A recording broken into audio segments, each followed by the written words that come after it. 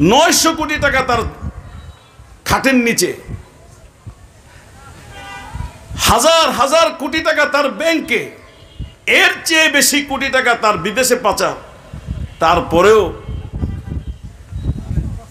আল্লাহু আকবার, নবীজি যে কুত্তার সাথে তুলনা করেছেন, কিছু কিছু আমাদের দেশের ধনাঢ্য ব্যক্তিদের জীবনকে যদি কুত্তার সাথে মিলাই, দেখবো যে কুকুরও এখানে হার মেনে গিয়েছে। কথা ঠিক কিনা কথা বলেন? এই কারণে আল্লাহর নবী বলেন, মান আসবাহা মিনকুম আমিনান ফি সিরবিহি মুআফান ফি জাসাদিহি ইনদাহু কুতু ইয়াউমিহি কাআন্নামা হিজাত লাহুদ দুনিয়া বিহাযাফিরিহা।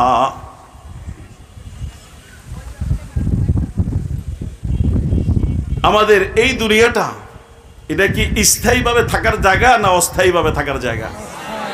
কয়দিন থাকবো, কে কয়দিন থাকবো হাত তুলে বলেন তো। আমরা এখানে যারা আছি তাদের কে কেউ তো আছে অন্তত আরো 50 বছর বাঁচবো, আছি না এরকম? এই কথা কেউ বলতে পারবে? আল্লাহ। তা আখিরাতের জীবন এটা শুরু হওয়ার পর শেষের আর কোনো সম্ভাবনা আছে? আল্লাহ পাকের বড় নিজাম, অত্যন্ত সুন্দর সহজ। যে দুনিয়াতে যুবক হওয়ার পর, বালেগ হওয়ার পর, প্রাপ্তবয়স্ক হওয়ার পর 3 দিন বেঁচে থেকেছে, আর এই 3 দিনে আল্লাহর হুকুমগুলো যথাযথভাবে সে পালন করেছে, 3 দিনের আমলের বিনিময়ে সে আল্লাহ তাআলা তাকে যে জান্নাতটা দিবেন, সে জান্নাতটা এই দুনিয়া থেকে লক্ষ কোটি গুণ বেশি মূল্যবানের হবে। এরপর যার আমল বাড়তে থাকবে তার অবস্থা কি হবে? হাদিসে এসেছে, এক লোক শহীদ হয়ে মারা গিয়েছে, আরেক লোক 1 বছর পরে মারা গিয়েছে। সকলের এই ধারণা যে শাহাদাত বরণ করে তার মর্যাদা তো সবার উপরে, নিশ্চিতভাবে যে 1 বছর পর মারা গিয়েছে তার চেয়েও শহীদের মর্যাদা বেশি। আল্লাহ রসুলকে যখন জিজ্ঞেস করা হলো, হাবিবে কিবরিয়া সাল্লাল্লাহু আলাইহি ওয়াসাল্লাম বলেন,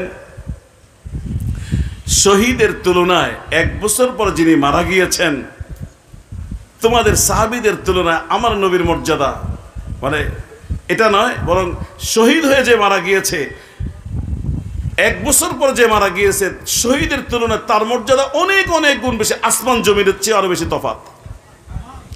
সাহাবায়ে কেরাম চাই আসছেন, ইয়া রাসূলুল্লাহ, সারা জিন্দেগি শাহাদাতের তামান্না করি, শহীদি মৃত্যু এটা সবার জন্য সৌভাগ্যের বিষয়, এবং শহীদ মারা যাওয়ার সাথে সাথে আল্লাহ পাক তাকে জান্নাতে দিয়ে দেয়, তাহলে এই ক্ষেত্রে একটু ব্যতিক্রম মনে হচ্ছে।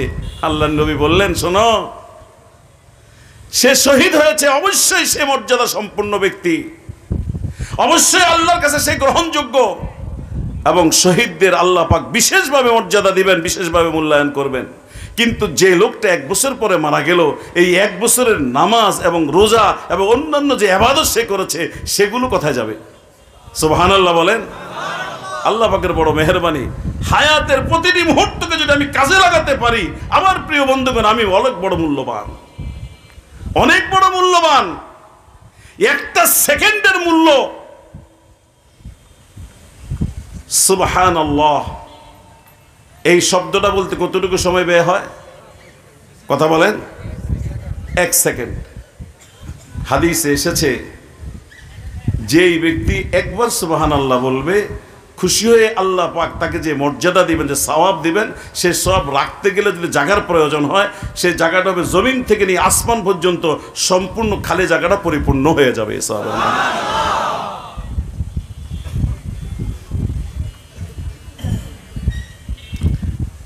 এই দুনিয়ায় আমার কতটুকু প্রয়োজন?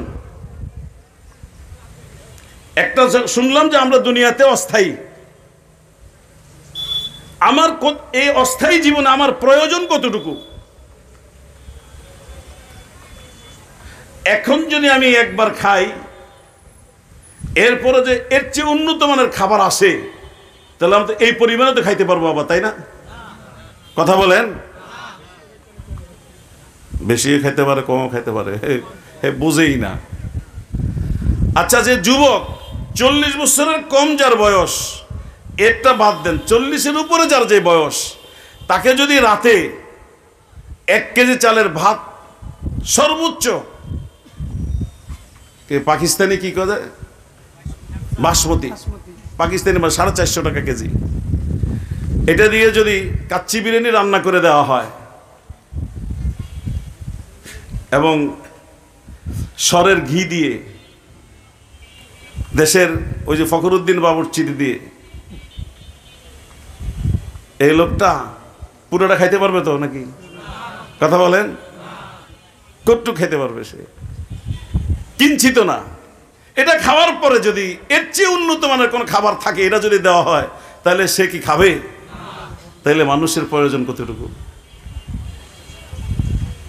মানুষের প্রয়োজন কতটুকু?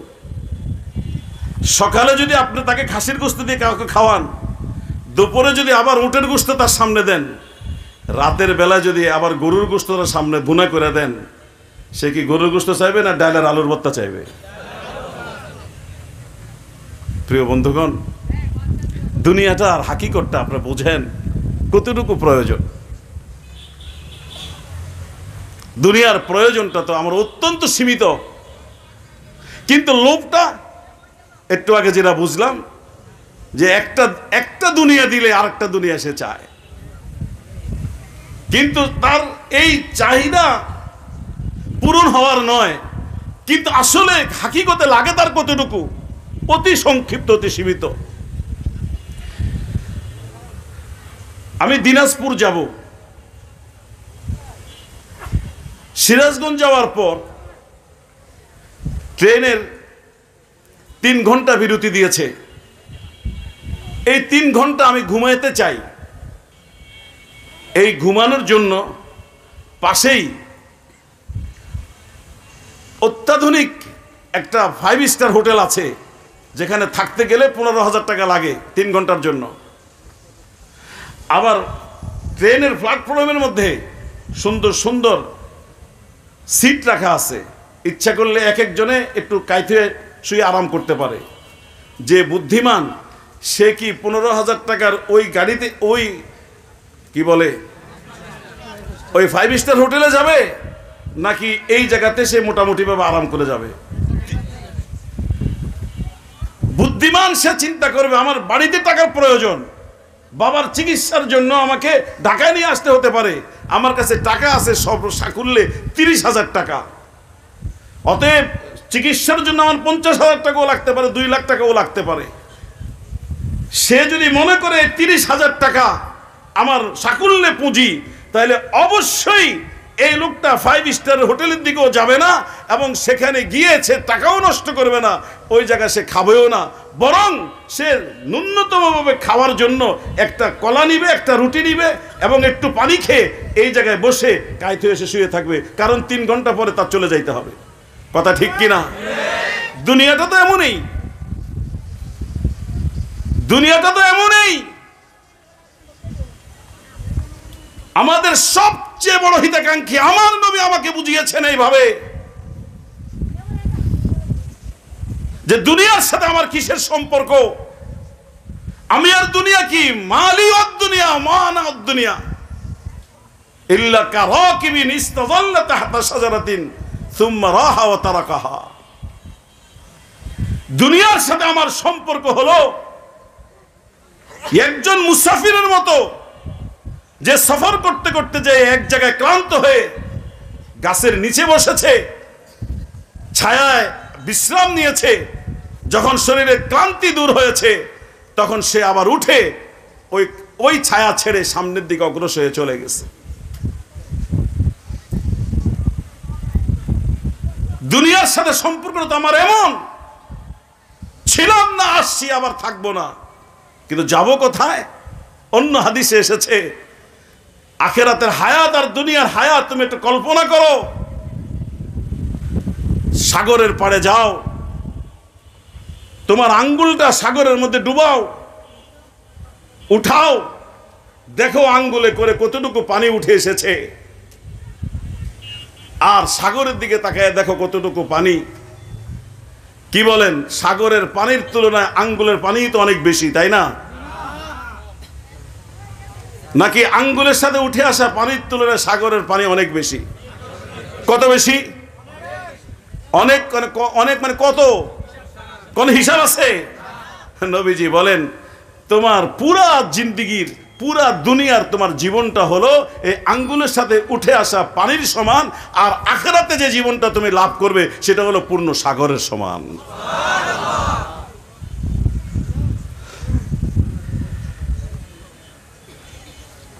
দুনিয়াতে যে মোটা কাপড় পরিধান করে তারও সময় যায়, আর যে পাতলা মিহি কাপড় পরিধান করে তারও সময় যায়।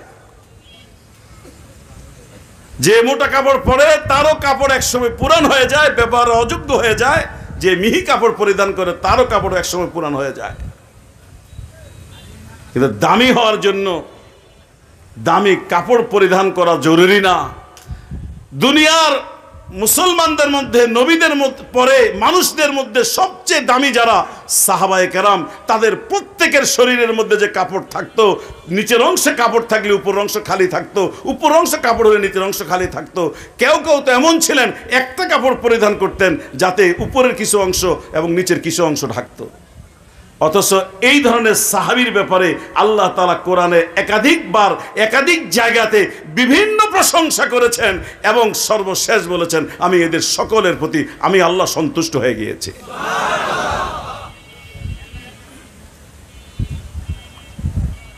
সাইয়্যিদুল মুরসালিন সাল্লাল্লাহু আলাইহি সাল্লাম কোন সাহাবীর ব্যাপারে বলেছেন অমুকে জান্নাতি, আমি জান্নাতে তাকে দেখে এসেছি। সুবহানাল্লাহ বলেন।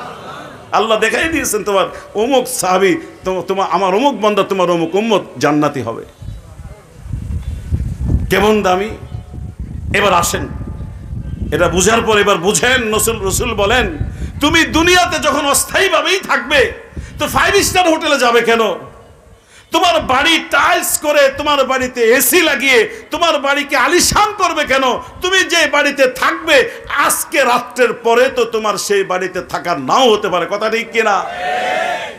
এই বাড়ি করতে গিয়ে তোমার জীবনের মূল্যবান, অতি মূল্যবান যে সময় তুমি নষ্ট করছো, একটা সেকেন্ড কাজে লাগাইলে যেখানে সমগ্র আসমানের নিচ জমিনের উপর পর্যন্ত পূর্ণ খালি জায়গা পুরো করে দেওয়ার মতো সওয়াবের ব্যবস্থা ছিল তোমার, সেই কাজটা বাদ দিয়ে তুমি যদি বাড়িকে আলিশান করার পিছনে ফিকিরে লেগে যাও তাহলে তোমার কি কাজে তুমি ফিকির করলা?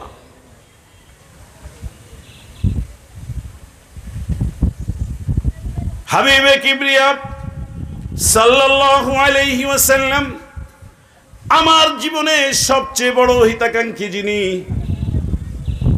তিনি আমাকে স্পষ্ট করে বলেছেন দুনিয়ায় যখন তুমি ছেড়ে যাবে, সময়টাই যখন তোমার অতি মূল্যবান, তাহলে ইট পাথর দিয়ে বাড়ি বানানোর ফিকির তোমার জন্য বেকার। কার জন্য করবে? কেন করবে? এখানে রাসূল দৃষ্টান্ত দিয়েছেন যে তার তাঁবুর ঘরে, ছালার চটের ঘরে, কাপড়ের ঘরে যে ব্যক্তি সকালে নিরাপদ। বুঝছেন এবার কি বুঝাইতে চাই? এখন পর্যন্ত নিরাপত্তাটা কত জরুরি। যে তার তাঁবুতে নিরাপদ, মুআফান ফি জাসাদিহি, শারীরিকভাবে সে সুস্থ, শারীরিক কোনো কষ্ট নাই, ইনদাহু কুতু ইয়াউমিহি, তার কাছে একদিনের খাবার আছে। যদি কোনো একটা লোক দুনিয়াতে এমন হয় এই 3 নিয়ামত পেয়েছে, তো সমগ্র পৃথিবী পেয়ে গেলে তার জন্য যেমন, এতটুক পেলে তার জন্য তেমন। সুবহানাল্লাহ। এর বেশি যেটা, এটা অতিরিক্ত, এটা দরকার নাই। আজকে যে আল্লাহ খাবার দিতে পারেন, আগামীকালকে সে আল্লাহ খাবার পৌঁছাতে পারেন কি পারেন না? ভারতের এক মহিলা, বাচ্চা, বিবাহের জন্য তার পাত্র খোঁজা হচ্ছে। এই মেয়ে তার পরিবারের লোকদের কাছে কন্ডিশন দিয়েছে, আমার জন্য অন্য কিছু চাই না, একটা দিনদার ছেলে চাই। তো দিনদার ছেলে খুঁজতে গিয়ে একটা ছেলে পাওয়া গেছে, যে সে সব সময় আল্লাহকে রাজি খুশি করার কাজে ব্যস্ত। সে কিতাব মোতালা করে, লেখালেখি করে, গবেষণা করে, কোরআন তেলাওয়াত করে, নামাজ পড়ে, জিকির আজকার করে, দুনিয়ার অন্য কোনো কাজ তার নাই। তখন তাকে দেখতে গিয়ে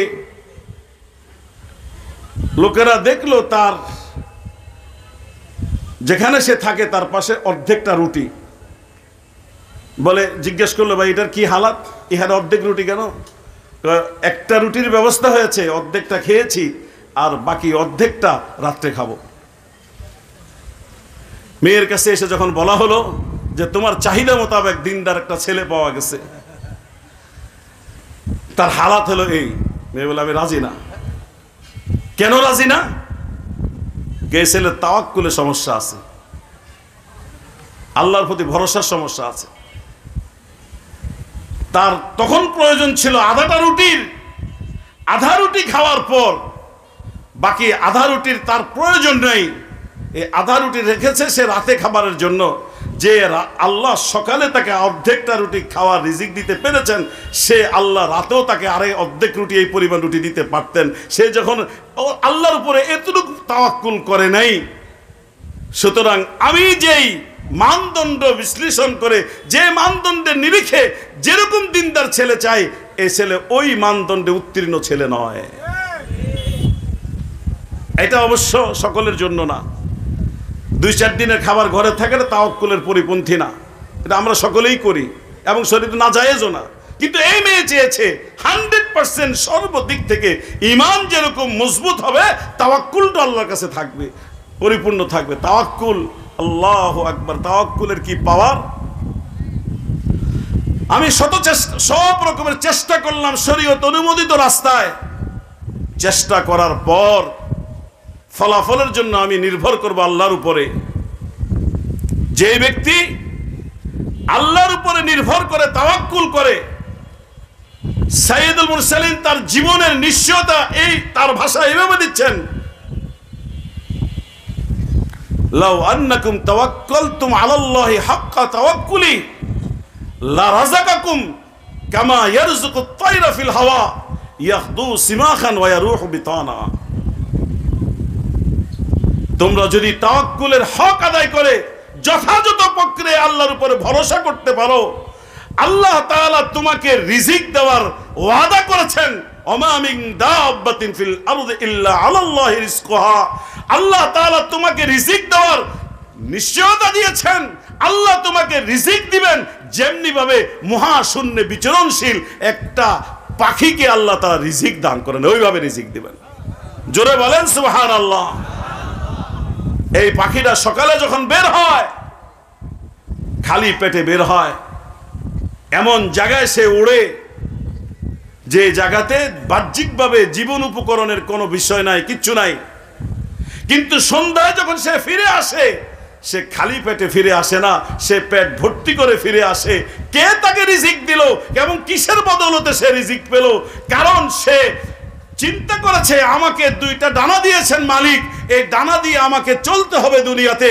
এই জায়গাতে আমি চলছি, বাকি আমি যখন আমার যতটুকু সক্ষমতা অতটুকু আমি কাজে লাগিয়েছি সঠিক পন্থায়, বাকি মালিক যেটা আমাকে ওয়াদা করেছেন সেটা দিবেন। আমার মালিক রাজ্জাক, আমার মালিকের নাম ধারণ করেছেন রাজ্জাক, রিজিক দাতা। সেই মালিক আমাকে অসন্তুষ্ট করবেন না, আমাকে বিফল করবেন না। আমার মনের চাহিদা তিনি পূরণ করবেন না এমন নয়। মালিকের উপরে পূর্ণ আস্থা রেখে তার সমর্থটাকে সে কাজে লাগিয়েছে। মালিক সেই মহাশূন্যের মধ্যে তার কুদরতকে কাজে লাগিয়ে তার পেটের চাহিদা পূরণ করে তাকে ঘরে পাঠিয়েছেন, এমত অবস্থায় যে খাবারের চাহিদা তার মিটে গিয়েছে। সে পূর্ণ পরিতৃপ্ত হয়ে সে মালিকের তাসবিহ পাঠ করতে করতে তার নিরেশে ফিরে এসেছে। সারা রাত সে আরাম করেছে, সময় পাইলে মালিকের তাসবিহ পাঠ করেছে। আগামীকাল সকালে আবার সে সেইভাবে বাইরে হওয়ার জন্য প্রস্তুত হচ্ছে। যে আল্লাহ একটা শকুনকে খাওয়ান, যে আল্লাহ একটা চিলকে খাওয়ান, যে আল্লাহ সারা পৃথিবীর সমস্ত মাখলুককে খাওয়ান, একটা বিষধর সাপ তার খাবার যিনি আল্লাহ দেন, সমুদ্রের মধ্যে সারা পৃথিবীর মানুষ একদিনে যা খায় সারা পৃথিবীর মানুষ এক বছরে যা খায় এমন প্রাণী আছে এক লোকমা সে এর চেয়ে বেশি খায়। এরকম প্রাণীগুলোকে যে মালিক খাওয়াচ্ছেন, সে মালিক যে কে আশরাফুল মখলুকাত করে, যার আকৃতিটা তার পছন্দের আকৃতি এবং যাকে নিজের হাতে তিনি বানিয়েছেন, সেই মাখলুকের আশরাফুল মাখলুকাতকে তিনি খাওয়াবেন না? এটা রহমানুর রাহিম আল্লাহর ব্যাপারে চিন্তাও করা যায় না। তাদেরকে যদি খাওয়ান এদেরকেও খাওয়াতেন, কিন্তু এদের ভিতরে অভাব অনটনটা আসে কেন? বুঝতে হবে জাগাতে গলত আছে। তাদের তাওয়াক্কুলের মধ্যে কোন রকমের ঘাটতি নাই, কোন রকমের কমতি নাই, এই কারণে তারা খাবারটা পেয়ে যায়। আর এরা যাদেরকে আমরা প্রত্যাশা করি, আমাদের তাওয়াক্কুলের মধ্যে ঘাটতি আছে, আমাদের আল্লাহর প্রতি বিশ্বাসের ঘাটতি আছে, ঘাটতির কারণে আমাদের অভাব। আল্লাহ তাআলা রাজ্জাক আপন জায়গায় ঠিকই আছেন। কথা ঠিক কিনা জোরে বলেন। হায় আল্লাহ, ওমাই ইয়াতাওয়াক্কাল আলাল্লাহি ফাহুয়া হাসবু। কত সুন্দরভাবে মালিক বলে দিয়েছেন যে আমার উপরে ভরসা করবে, আমি আল্লাহ তার জন্য যথেষ্ট হয়ে যাই। জোরে বলেন, আরো জোরে বলেন, আওয়াজ করে বলি সুবহানাল্লাহি ওয়া বিহামদি। আমার নবীজি যখন আল্লাহর তাআলা নির্দেশে রাতের আধারে মক্কা ছেড়ে মদিনার দিকে যাবেন, মাঝে হিকমত অবলম্বন করে তিনি সৌর পাহাড়ের গুহার ভিতরে অবস্থান নিয়েছেন। সকালে লোকেরা খুঁজতে খুঁজতে যখন তার গুহার কাছাকাছি গিয়ে দাঁড়িয়েছে, আবু বকর খুব শঙ্কিত। নবীজি বলে, এত বিচলিত কেন? আবু বকর বলেন, ইয়া রাসূলুল্লাহ, লাউ আন্না আহাদাহুম নাযারা ইলা কদমাইহি লা আবসারানা। ওগো নবীজি, আমার জন্য তো কোনো পেরেশানি নাই। রহমতে আলম এখানে অবস্থান করছেন, সারা পৃথিবীর জন্য যিনি রহমত, তিনি এখানে অবস্থান করছেন। তার যদি কোনো কষ্ট হয়, তার সাথে যদি কোনো গুস্তাখি হয়, মালিক এটা সহ্য করবেন না, সারা পৃথিবীর সাথে সাথে ধ্বংস হয়ে যাবে। আমি আবু বকরের জীবন থাকতে নবীজির একটা পশমের উপরে কোন রকমের আঘাত আসবে, এটা আবু বকর কিভাবে সহ্য করে? এই কারণে আবু বকর বলতেছেন, ইয়া রাসূলুল্লাহ, তারা এমন জায়গায় দাঁড়িয়েছে, নিজের পায়ের কদমের দিকে যদি তাকায় তাহলে আমাদেরকে দেখে ফেলবে। আল্লাহর নবী খুব নির্বিকার অবস্থায় বলেন, আবু বকর, সেই দুইজন সম্বন্ধে তোমার কি ধারণা হয় যাদের তৃতীয় জন হচ্ছেন আল্লাহ সুবহানাহু ওয়া তাআলা? অর্থাৎ আল্লাহ আমাদেরকে এখানে থাকতে দিয়েছেন, তার উপরে পূর্ণ আস্থা এবং ভরসা আছে। আল্লাহ বলেছেন আমি মদিনাতে যাব, অতএব আল্লাহর কথা সত্য, আমার কোনো অবস্থাতেই এখানে কোনো ক্ষতি হবে না, কেউ আমার কোনো রকমের কোনো ক্ষতি করতে পারবে না। আল্লাহর উপরে ভরসা, আল্লাহর উপরে তাওয়াক্কুল। সে আল্লাহ বর্তমানে আছে না নাই? বুড়ো হয়ে গেছেন নাউজুবিল্লাহ, দুর্বল হয়ে গেছেন নাউজুবিল্লাহ। তাহলে সমস্যা কোথায়? আমাদের মধ্যে। নবীজি বলেন, তোমাদের কেউ যদি তোমার ছালার ঘরের ভিতরে নিরাপদ, শারীরিকভাবে সুস্থ, একদিনের খাবার আছে, আগামীকাল যা বাঁচে থাকলে রাজ্জাক মালিক আমার আগামীকালের খাবারের ব্যবস্থা করবেন। এমন যার, তাহলে সমগ্র পৃথিবীর সম্পদ দিয়ে দিলে তার জন্য যেরকম হতো, এতটুকু হলে তার জন্য অতটুকুই। কারণ এর চেয়ে ভালো থাকার তার কোনো দরকারও নাই। প্রয়োজন তো এদের মধ্যে হয়ে যায়। শারীরিকভাবে যদি সুস্থ হই, তাহলে আর টাকা পয়সার কি প্রয়োজন, আর ভিটামিন খাওয়ার কি প্রয়োজন, ওষুধপত্র খাওয়ার কি প্রয়োজন? আমি তো সুস্থ। আর যদি আমার কাছে একদিনের খাবার থাকে, তো আগামীকাল বাঁচলে না আগামীকালের খাবার, তাহলে আজকের খাবারটা যখন আছে, তাহলে আগামীকালের প্রেশানিতে এখন আর প্রয়োজন নাই। এখন তো আমার কাজ হলো আল্লাহকে সন্তুষ্ট করার কাজে লেগে যাওয়া। আমার যেটা বোঝানোর উদ্দেশ্য, এখানে নবীজি নিরাপত্তার বিষয়টাকে সর্বপ্রথম এনেছেন। নিরাপত্তা কত গুরুত্বপূর্ণ, এটার থেকে আমরা বুঝবো নিরাপত্তা কত গুরুত্বপূর্ণ। কথা বুঝে আসতেছে? এই পরবর্তীতে পরিস্থিতিতে আগে আমাদের সমস্যাগুলো কি ছিল? আগের যত সমস্যা ছিল তার মধ্যে প্রধান সমস্যা ছিল আমরা নিরাপদ ছিলাম না। আমাদের ইজ্জতের নিরাপত্তা ছিল না, আমাদের অর্থের নিরাপত্তা ছিল না, আমাদের জীবনের নিরাপত্তা ছিল না, আমরা ঘরের ভিতরেও অনিরাপদ ছিলাম। কথা ঠিক কিনা কথা বলেন? এখন আমাদের সবচেয়ে প্রধানতম যেটা প্রায়োরিটি পাবে, সেটা হলো নিরাপত্তা নিশ্চিত করা। সেই নিরাপত্তা নিশ্চিত কিভাবে হবে? আল্লাহ নবী বলেছেন, কুল্লুল মুসলিমে আলাল মুসলিমে হারামুন দামুহু ওয়া মালুহু ওয়া ইরদুহু। হ্যাঁ, আমার সময় জানে কুলাবে কিনা। আল্লাহ প্রত্যেক মুসলমানের জন্য আল্লাহ পাক অপর মুসলমানের ক্ষেত্রে তিনটা জিনিসের নিশ্চয়তা দিয়েছেন। মুসলমানের পারস্পরিকভাবে যে এই বিষয়টা বিবেচনা করে চলতে হবে, কোনো মুসলমান অন্যায়ভাবে কোনো মুসলমানের জীবনের হুমকি হতে পারবে না, জীবনের উপর আঘাত করতে পারবে না, সম্পদের উপর আঘাত করতে পারবে না, ইজ্জতের উপর আঘাত করতে পারবে না। বিদায় হজে আল্লাহ নবী বলেছেন, ফাইন্না আমওয়ালাকুম ফাইন্না দিমাআকুম ওয়া আমওয়ালাকুম ওয়া আরাদাকুম হারামুন আলাইকুম কাহুরমাতি ইয়াউমিকুম হাদা ফি বালাদিকুম হাদা ফি শাহরিকুম হাদা। আজকের আরাফার দিনে এই শহরে, নিরাপদ শহরে, নিরাপদ দিনে, সম্মানজনক অবস্থায়, যেমনিভাবে এটাকে তোমরা সম্মানজনক মনে করো, তোমাদের প্রত্যেকের সম্পদ, প্রত্যেকের জীবন এবং প্রত্যেকের সম্মান, এই তিনটা তোমাদের জন্য এমনভাবে সম্মানিত এবং নিরাপদ। এই নিরাপত্তা নিশ্চিত হবে কিভাবে? সমগ্র পৃথিবীর মালিককে। সমগ্র পৃথিবীর মালিককে। আসমান কে বানিয়েছেন? জমিন কে বানিয়েছেন? জমিনের বৈচিত্র্যময় এই সমস্ত অবস্থাগুলো কার সৃষ্টি? আসমান যে আমাদের উপরে আছে, মহাবিশ্বের সেই আসমানটাকে আল্লাহ পাক ধরে রেখেছেন, জমিনের সমস্ত নিজামকে আল্লাহ পাক ঠিক রেখেছেন। এই যে আল্লাহ পাক মহা কুদরতওয়ালা, সমস্ত কিছু আল্লাহ তাআলার পক্ষ থেকে দায়িত্ব হিসাবে, মানুষ হিসাবে আমার কিছু দায়িত্ব পালন করতে হয়। আমি যদি আমার দায়িত্ব পালন করি, আল্লাহ পাক তার কুদরত দ্বারা আমার সমস্ত কিছুর ইন্তজাম করে দিবে। বাড়িতে যাই বলুন সুবহানাল্লাহ। আল্লাহ এখন খালি চায় হাসান জামিল কখন আসবে, হাসান জামিল কখন আসবে, এই না অবস্থা? হাসান জামিল আসলেই তো আমি ছেড়ে দেব। একটু বোঝেন মেহেরবানি করে। আল্লাহ ওয়াদাল্লাহু আল্লাযীনা আমানু মিনকুম ওয়া আমিলুস সালিহাত লা ইস্তাখলিফান্নাহুম কামা ফিল আরদি কামা ইস্তাখলাফাল্লাযীনা মিন ক্বাবলিহিম وليمكنن لهم دينهم الذي ارتضى لهم وليبدلنهم من بعد خوفهم أمنا يعبدونني لا يشركون بي شيئا ومن كفر بعد ذلك فأولئك هم الفاسقون।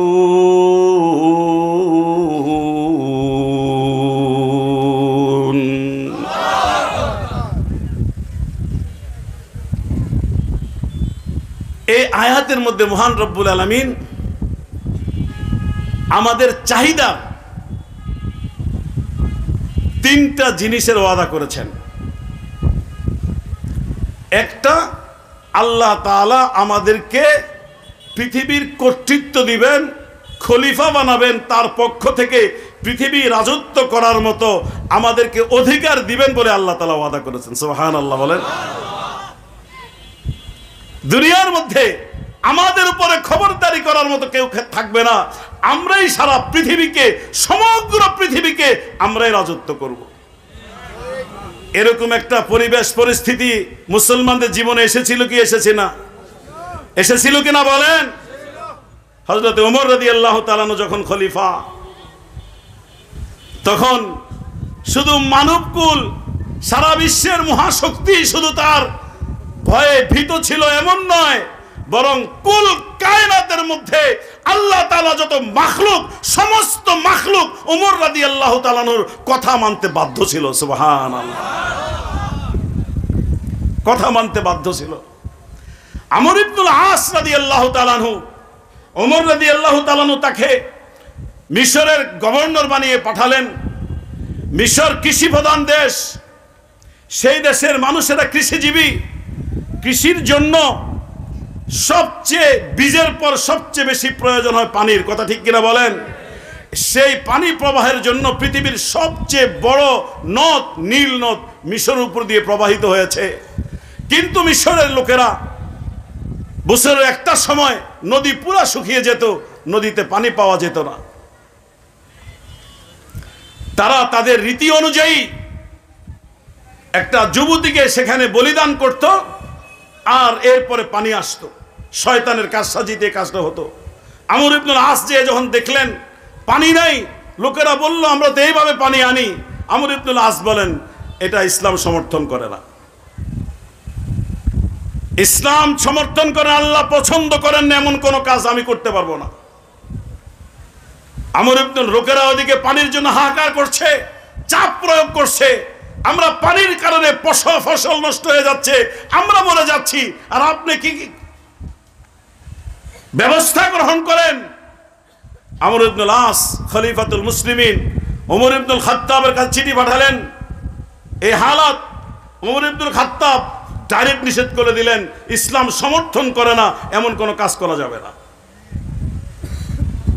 এরপর ওমর রাদিয়াল্লাহু তাআলা আনহু একটা চিঠি লিখলেন নীল নদের বরাবরে, বিসমিল্লাহির রহমানির রহিম, মিন আব্দুল্লাহ ওমর ইবনুল খাত্তাব ইলা বাহরে নীল। আল্লাহর নামে শুরু করে, আল্লাহর বান্দা ওমরের পক্ষ থেকে সমুদ্র নীল অথবা নদী নীল এর কাছে পত্র। তিনি নদীকে সম্বোধন করে বলছেন, নদী কথা শুনে, কথা বলেন জোরে বলেন, নদী কথা শুনে। কিন্তু আল্লাহ যদি শুনাইতে চান শুনাইতে পারেন কি পারেন না? ওমর রাদিয়াল্লাহু তাআলা আনহু শর্ত পূরণ করেছেন, আল্লাহ তাআলা ওয়াদা অনুযায়ী খেলাফত দান করেছেন, তিনি খলিফাতুল মুসলিমিন। অতএব তার জন্য প্রয়োজনীয় সমস্ত ব্যবস্থাপনা মালিক আল্লাহ তাআলার পক্ষ থেকে দেওয়ার আগেই প্রতিশ্রুতি দেওয়া হয়েছে। ওমর আল্লাহ নির্দেশ বাস্তবায়ন করেন, আল্লাহ তাআলা তার ওয়াদা পূরণ করেন। সুবহানাল্লাহ। নীল নদের কাছে যখন আমর ইবনুল আস এই চিঠি নীল নদে যখন নিক্ষেপ করেন, নীল নদকে খেতাব করে ওমর রাদিয়াল্লাহু তাআলা বলেন, তুমি যদি আল্লাহর গায়রুল্লাহর নামে জারি হও, তোমার পানি যদি আল্লাহ ছাড়া অন্য কোন সত্তার পক্ষ থেকে আসে, তোমার পানির আমাদের কোনো প্রয়োজন নাই। সুবহানাল্লাহ বলেন। পানির জন্য হাহাকার, সমস্ত ফসলি জমিনগুলো পুড়ে ছাই ছাই হয়ে যাচ্ছে। মানুষ এই পানি পান করে, এই পানি দিয়ে খাদ্য রান্না করে, এই পানি তারা দিয়ে জীবিকা নির্বাহ করে। এই পানি বন্ধ, মূল জীবনের উপাদানই বন্ধ। সেখানে ওমর রাদিয়াল্লাহু তাআলা আনহু আল্লাহ তাআলার কাছে এত মুহতাজ, এবং আল্লাহ তাআলা যে বেনিয়াজ, তার সামাদিয়তকে প্রমাণ করে তিনি যে একমাত্র আল্লাহর গোলাম, এই জিনিসকে প্রমাণ করে তিনি নীল নদকে বলছেন, হে নীল নদ, গায়রুল্লাহর নামে যদি তুই চলিস, তোর পানির আমাদের কোনো প্রয়োজন নাই। আর যদি আল্লাহর নামে জারি হও, তাহলে চিঠি পড়ার সাথে সাথে যেন তোমার ভিতরে পানি দেখতে পাওয়া যায়। চিঠি যারা নীল নদের, শুকনা নীল নদের মধ্যে চিঠি যারা ফেলেছে, এমন ভাবে বলক দিয়ে পানি উঠেছে, তারা দৌড়ে কোন রকমে পাড়ে উঠে এসেছে। আগে যে পরিমাণ পানি ছিল তার থেকে 16 গজ বেশি পানি দ্বারা নীল নদ পরিপূর্ণ হয়ে গিয়েছে। দৃষ্টান্ত হিসেবে শুধু একটা দৃষ্টান্ত দিলাম। খেলাফত যদি আল্লাহ তাআলার পক্ষ থেকে আসে, তাহলে বান্দা কিভাবে সহযোগিতা পায়। সাদ ইবনে আবি ওয়াক্কাস রাদিয়াল্লাহু তাআলা আনহু রাসূলের পক্ষ থেকে মুসলমানদের অভিযানে সেনানায়ক হয়ে আফ্রিকার এক জায়গায় গেলেন। জঙ্গলে গিয়ে তার রাত্র হয়ে গেল। এখন রাত্রে জঙ্গলে ক্যাম্প করতে হবে, কিন্তু অন্যান্য লোকেরা খবর দিল যে এখানে যে আপনারা থাকতে যাচ্ছেন, এই জঙ্গলের মধ্যে ভয়ঙ্কর সমস্ত হিংস্র জন্তু জানোয়ার বসবাস করে। বাঘ আছে, সিংহ আছে, এবং এই ধরনের বড় বড় অনেক বিশাল বড় বড় সাপ আছে, এখানে তারা বসবাস করে। আপনারা যদি রাত্রে এখানে থাকেন, তাহলে আপনাদের জীবন আশঙ্কা আছে। সাদ ইবনে আবি ওয়াক্কাস বনের জন্তুকে, যারা মানুষের মতো কথা বলেও না বুঝেও না, তাদেরকে খেতাব করে বলছেন, হে শোনো, আমরা রাসূলের পক্ষ থেকে তার প্রতিনিধি হয়ে এখানে এসেছি, আমাদের প্রয়োজনে আমরা এখানে থাকব। এই ঘোষণার পর যদি কাউকে এখানে পাওয়া যায় তাকে হত্যা করা হবে। ঘোষণা শেষ হইতে দেরি বনের সমস্ত হিংস্র জন্তুগুলো বন ছেড়ে অন্য বনে চলে যাইতে দেরি হয় নাই। সুবহানাল্লাহ। নিরাপদে সাহাবায়ে কেরাম এখানে ছিলেন। আল্লাহ যদি কাউকে খেলাফত দান করেন, ক্ষমতা দান করেন, শুধু মানুষ তাদের কথা শুনে এমন নয়, মানুষ ছাড়া আল্লাহ তাআলা অন্য যত মাখলুক আছে সমস্ত মাখলুক তাদের কথা শুনে। আল্লাহ তাআলা ওয়াদা করেছেন তোমাদের কিছু দায়িত্ব আছে, দায়িত্ব যদি পালন করো আমার পক্ষ থেকে তোমাদের জন্য 3টা পুরস্কার। প্রথম পুরস্কার সমস্ত পৃথিবীর কর্তৃত্ব আমরা তোমাদেরকে দান করব। এবং এটি আমি শুধুমাত্র এমনি বলছি, বিষয়টা এমন নয়। অতীতে যারা আমার দেওয়া দায়িত্ব পালন করেছে তাদেরকে আমি খলিফা বানিয়েছিলাম। আমি যেরকম তাদেরকে বানিয়েছি তোমাদেরকে খলিফা বানাবো। এটি শুধু সাহাবাদের জন্য বলা হয়নি, এটি কিয়ামত পর্যন্ত আনেওয়ালা সমস্ত আল্লাহকে মাননেওয়ালা নবীকে অনুসরণকারী সমস্ত মানবতার জন্য আল্লাহ তাআলার এই ওয়াদা। সুবহানাল্লাহ। বাঙালিরা এই ওয়াদার ভিতরে আছে কি নাই? কথা বলেন, আছে কি নাই? বাংলার এই জনগণ অত্যন্ত আবেগী। ইসলামের জন্য তারা শত কোরবানি দিতে সব সময় প্রস্তুত থাকে। বাংলার জমিনে উলামায়ে কেরামের নেতৃত্বে বারবার আন্দোলন এবং বিপ্লব সাধিত হয়েছে। এই দেশ থেকে বাতিল যখন মাথা চাড়া দিয়ে উঠেছিল, উলামায়ে কেরামের নেতৃত্বে দুর্বার আন্দোলনের মাধ্যমে বাতিলের 20 দাঁত এই দেশের তৌহিদি জনতা ভেঙে দিয়েছে। কথা ঠিক কিনা? কথা বলেন। বাংলার ইতিহাসে 2013 সালে নাস্তিক্যবাদের যেই 20 দাঁত বাংলাদেশের জনগণ দেখেছিল, আল্লামা আহমদ শফির নেতৃত্বে সারা দেশ যখন গর্জে উঠেছে, লং মার্চ করে যখন শাপলা চত্বরে গিয়েছে, রক্ত যখন আল্লাহর জন্য তৌহিদি জনতা দিয়েছে, রক্তের উপরে আল্লাহ পাক সুবহানাহু ওয়া তাআলা এমন বিজয় দান করলেন, নাস্তিক্যবাদ বাংলাদেশের অভিধান থেকে মিটে গিয়েছে। আগামী 100 বছরের মধ্যে নাস্তিকরা এই দেশের মধ্যে মাথা দাঁড়ায় কোমর সোজা করে দাঁড়াতে পারবে না ইনশাআল্লাহ। যেভাবে নাস্তিক্যবাদ দূর হয়েছে, যেভাবে ফেসিবাদ ফেসিস্ট দূর হয়েছে, ইনশাআল্লাহ এই জমিন থেকে কাদিয়ানীদের ধর্মমত নিয়ে কাদিয়ানীরা এই দেশের মধ্যে থাকতে পারবে না ইনশাআল্লাহ। কি কথা বলেন?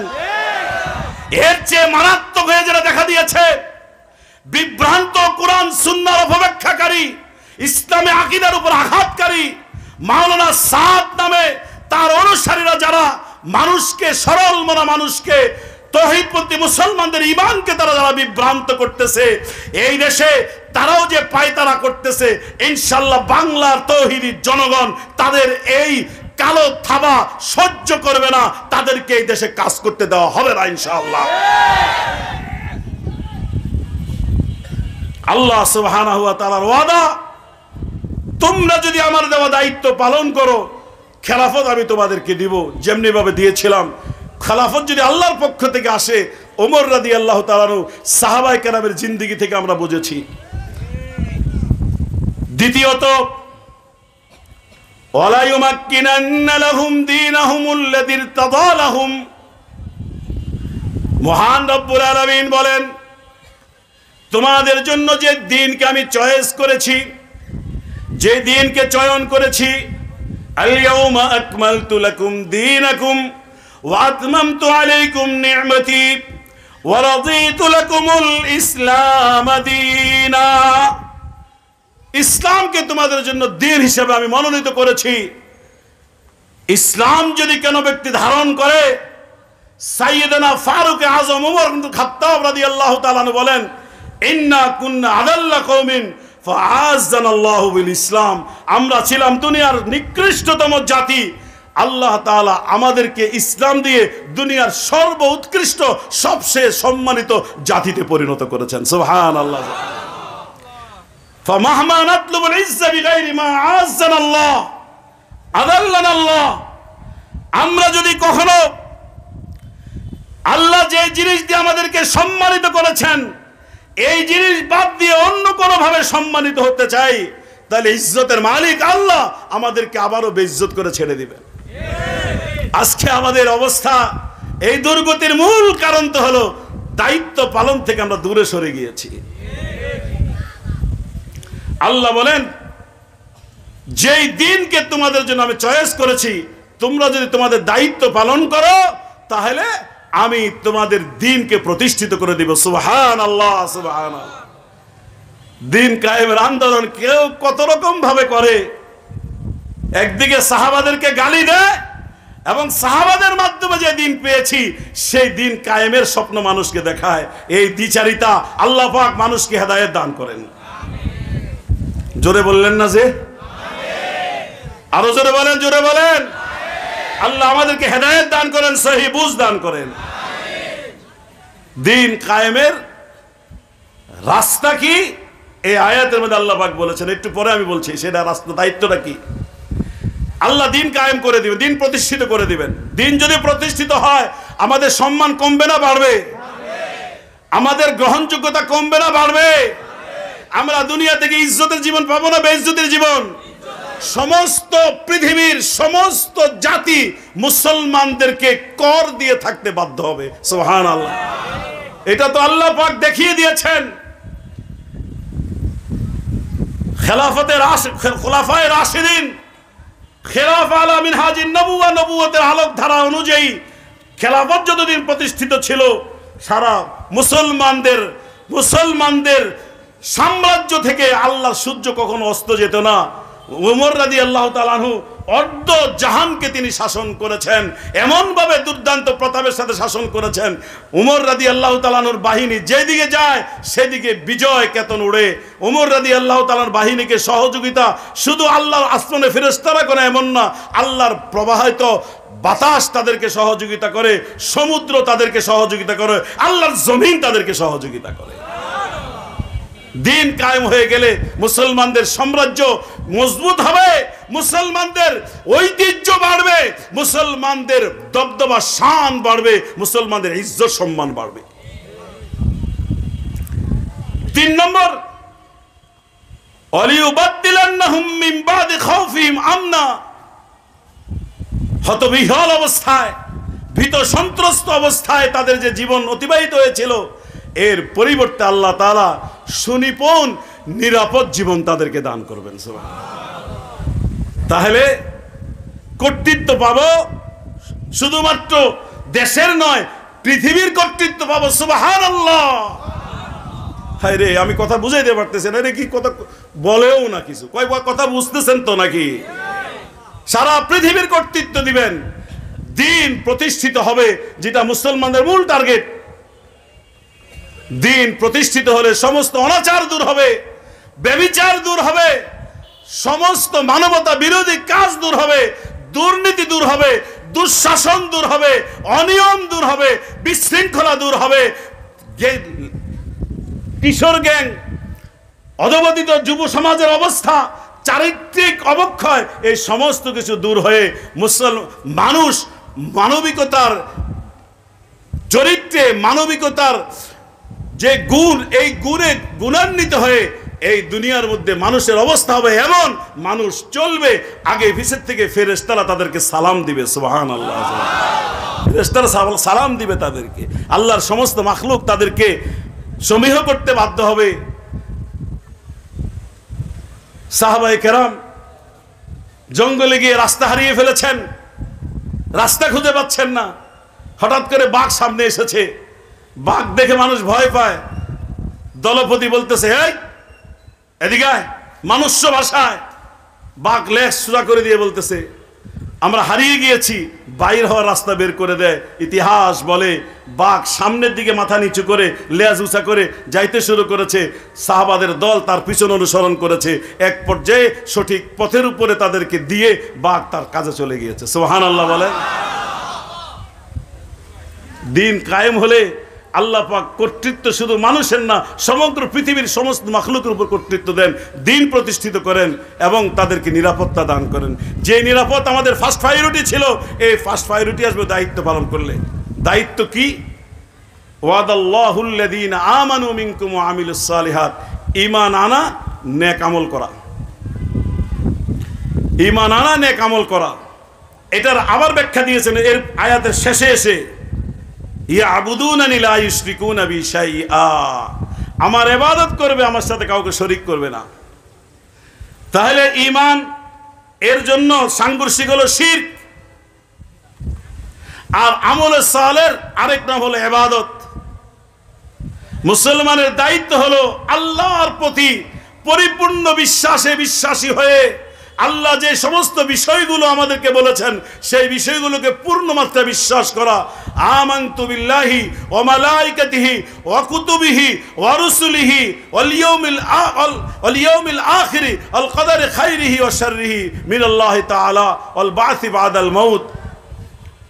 6টা বিষয়ের উপরে নিশ্চিদ্র কোন সন্দেহমুক্ত পরিপূর্ণ দৃঢ়তা সম্বলিত ঈমান আনা। আল্লাহ এক, তিনি আছেন, সমগ্র পৃথিবীর স্রষ্টা তিনি, ইবাদত পাওয়ার একমাত্র উপযুক্ত তিনি, তিনি যা ইচ্ছে তাই করতে পারেন। আল্লাহ তাআলা নিজের জন্য যা সাবেত করেছেন, তার নবী তার জন্য যা প্রমাণ করেছেন, এই সমস্ত কিছুকে আমরা বিশ্বাস করি কোনো সন্দেহ ছাড়াই। সেই আল্লাহর উপরে বিশ্বাসের পাশাপাশি আল্লাহ তাআলা অসংখ্য নবী রাসূল মানুষের সঠিক রাস্তা দেখানোর জন্য পাঠিয়েছেন। প্রথম হযরত আদম আলাইহিস সালাম, সর্বশেষ মহানবী মুহাম্মদ রাসূলুল্লাহ সাল্লাল্লাহু আলাইহি সাল্লাম সর্বশ্রেষ্ঠ তিনি, তারপর কোনো নবী আসবে না, তিনি সর্বশেষ আগমনকারী নবী। তার উপরে নাজিলকৃত কিতাব সহ আল্লাহ তাআলা অসংখ্য কিতাব, 100-র উপরে কিতাব, তার মধ্যে 4টা প্রসিদ্ধ মানুষের হেদায়েতের জন্য পাঠিয়েছেন। আল্লাহর অসংখ্য ফেরেশতা কুল আছে।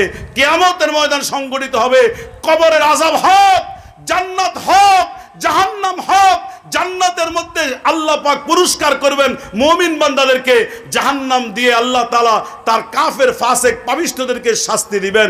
এবং এই তাকদীর আল্লাহ তাআলার পক্ষ থেকে নির্ধারিত। রিজিক আল্লাহ তাআলা দান করেন, চেষ্টা মানুষের দায়িত্ব, আল্লাহ পাক দিবেন, যা দিবেন তার প্রতি সন্তুষ্ট থাকতে হবে।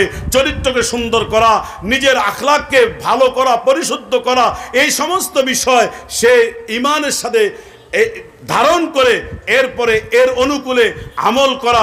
5 ওয়াক্ত নামাজ, রমজানের রোজা, যাকাত ফরজ হলে যাকাত দেওয়া, হজ ফরজ হলে হজ করা, এবং পর্দা পালন করা, সৎ কাজের আদেশ দেওয়া, অসৎ কাজ থেকে বিরত থাকা, মানুষের কল্যাণের জন্য ফিকির করা, এই সমস্ত যে আমলগুলো আছে সে আমলগুলো করবে। এই আমলগুলো করতে একমাত্র নিয়ত থাকবে আমি আল্লাহর সন্তুষ্টির জন্য করছি, আল্লাহই একমাত্র মালিক, এই সমস্ত ইবাদত পাওয়ার উপযুক্ত একমাত্র আল্লাহ, অন্য কেউ না। এই সাথে বিশ্বাসের সাথে সাথে আল্লাহ তাআলার পছন্দ মোতাবেক কথা বলা, পছন্দ মোতাবেক কাজ করা। ইবাদতের হলো ইসমুন জামিউন লিকুল্লি মা ইউহিব্বুহুল্লাহু ওয়া ইয়ারদা মিনাল আকওয়ালি ওয়াল আমালি যাহিরাতি ওয়াল বাতিনা। ইবাদত বলা হয় প্রত্যেক কথা এবং কাজ, জাহিরি অথবা বাতিনি, এই কথা এবং কাজ যেটা আল্লাহ পছন্দ করেন, যে কথা সেটা প্রয়োজনে বলা, আল্লাহ যে কাজ পছন্দ করেন সে কাজ নবীর তরিকায় করা, এটার নাম হলো ইবাদত। ইবাদত শুধু মসজিদের সাথেই সীমাবদ্ধ নয়, ইবাদত সমগ্র জীবনের সাথে সম্পৃক্ত। একটা মুসলমান ইবাদত করতে গেলে সে যে কথাটা যখন বলবে, একটা মানুষের সাথেও যদি কথা বলে, এই কথাটা যদি হক হয়, এই কথাটা যদি সত্য হয়, এই কথাটা যদি কল্যাণের হয়, এই কথার মধ্যে যদি গুনাহ না থাকে, এই কথা বলার বিনিময়ে আল্লাহ তাআলা তাকে নেকি দান করবেন। নবীজি এটাও বলেছেন, তোমার স্ত্রীর মুখে যদি তুমি খাবার তুলে দাও, নামাজের সেজদা দিলে মালিক যেভাবে সন্তুষ্ট হয়ে তোমাকে সওয়াব দিয়ে জান্নাতের পথে আগাইয়া দেন, এই লোকমার বিনিময়ে আল্লাহ পাক সওয়াব দিবে, তোমাকে জান্নাতের পথে আগাইয়া দিবেন। এমনকি নবীজি এও বলেছেন, শারীরিক চাহিদা পূরণ করতে গিয়ে স্ত্রীর সাথে যদি তুমি তোমার জৈবিক চাহিদা পূরণ করো, আল্লাহ পাক তোমার জন্য সওয়াবের ব্যবস্থা রেখেছেন। সুবহানাল্লাহ। সাহাবায়ে কেরাম বলেন, ইয়া রাসূলুল্লাহ, আয়াতি আহাদুনা হাজাতা ওয়ালাহু ফিহা আজর। ওগো নবীজি, একজন ব্যক্তি তার শারীরিক চাহিদা পূরণ করলো আর আল্লাহ তাআলা তার জন্য সওয়াব দিবেন, এটা কেমন কথা হলো? আল্লাহর নবী বললেন, ভাই সাহাবী রে, এই লোকটা হালাল ভাবে, বৈধভাবে আল্লাহর পক্ষ থেকে হালাল করা স্ত্রীর সাথে করেছে, তোমার কি ধারণা হয় এই কাজটা যদি সে অবৈধভাবে করতো, পরনারীর সাথে করতো, গুনাহ হতো কিনা? বলে হ্যাঁ গুনাহ হতো। অবৈধভাবে যে কাজ করলে গুনাহ হয়, ওই কাজটাই যদি বৈধভাবে করে কেন সওয়াব হবে না? আল্লাহু আকবার। মুসলমান চলতে ফিরতে কদমে কদমে তার জন্য সওয়াব, কদমে কদমে তার জন্য সওয়াব। একটা লোক বিষণ্ণ মনে বসে আছে, আপনি যাই বললেন আসসালামু আলাইকুম ওয়া রাহমাতুল্লাহ। ওয়ালাইকুম আসসালাম। ভাই একটু পেরেশান মনে হইতেছে। হ্যাঁ ভাই পেরেশান। কি ভাই একটু বলা যাবে? আপনি শুনে কি করবেন বলেন না দেখি। তার সাথে একটু খোশ গল্প করলো সুন্দরভাবে। তাকে কোনো টাকা দিয়ে সহযোগিতা করতে পারেনি, কোনো ব্যক্তির কাছে নিয়ে সহযোগিতা করতে পারেনি। 5-10 মিনিট বসে সাময়িকভাবে তার বিষণ্ণতা দূর করার জন্য সুন্দর সুন্দর কথা বলেছে। নবীজি বলেন লক্ষ কোটি টাকা সাদকা করলে আল্লাহ পাক যে সওয়াব দিতেন, এই কথার বিনিময়ে তোমার আমলের মধ্যে আল্লাহ তাআলা সে সওয়াব লিখে দিবেন। এই সওয়াবের উপর ভর করে আল্লাহ পাক জাহান্নাম পাড়ি দিয়ে তোমাকে জান্নাতের মালিক বানায়া দিবেন।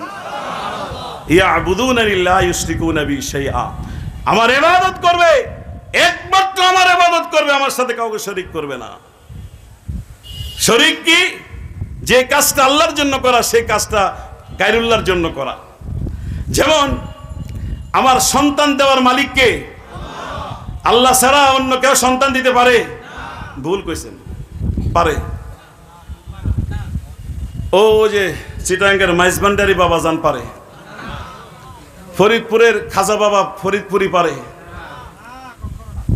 লক্ষ লক্ষ লোক হাজার হাজার গাড়ির বহর নিয়ে সেখানে যায়া সন্তান চায়, অথচ সন্তান দেওয়ার একমাত্র মালিক কে? যে লোক যাইলো, যে লোক যাওয়াটাকে কোনো দূষণীয় মনে করলো না এবং যাওয়াটাকে সে তার জন্য প্রয়োজনীয় মনে করলো, গেলে কোনো সমস্যা নাই এমন ধারণা করলো, প্রত্যেকেরই ঈমান চলে যাবে। আবাদুল আবাদের জন্য আবু জাহেল যেরকম চিরস্থায়ীভাবে জাহান্নামী, এই আকীদা পোষণকারী চিরস্থায়ীভাবে জাহান্নামী।